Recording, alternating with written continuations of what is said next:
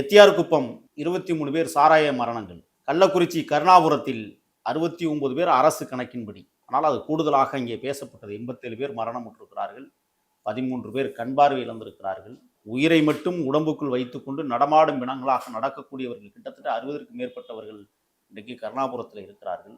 இது போன்ற எண்ணற்ற நிகழ்ச்சிகள் தமிழ்நாட்டில் தொடர்ச்சியாக நடந்தேறி இருந்தாலும் திராவிட இல்லை திருட்டு மாடல் ஆட்சிக்கு 6856 படுகொலைகள் இதுவரை இந்த 4.5 ஆண்டுகளில் ஒரு நாளைக்கு 6 படுகொலை வீதம் நடந்தேறி இருக்கு. இந்த 6856 படுகொலைகளில் மிக முக்கியமானது தென் மாவட்டத்தில் வளர்ந்து வந்த தமிழ் தேசிய போராளியான தீபக் பாண்டியன் படுகொலை, வடதமிழ்நாட்டில் கருப்பர் நகரத்தின் தங்க தலைவன் ஆம்ஸ்ட்ராங் படுகொலை, நேற்று வரை 34 ஆணவ படுகொலைகள் தினந்தோறும் நடந்தேறி கொண்டிருப்பதை நாம் பார்க்க முடிகிறது. ஏன் நம்ம இதெல்லாம் பேசணும்னு சொன்னால், சமூக நீதி ஆட்சி, சமூக நீதி அரசு, சமூக நீதி கட்சி என்றெல்லாம் இவர்கள் பம்பலாட்டம் ஆடுகிறார்கள் தமிழ்நாட்டில்.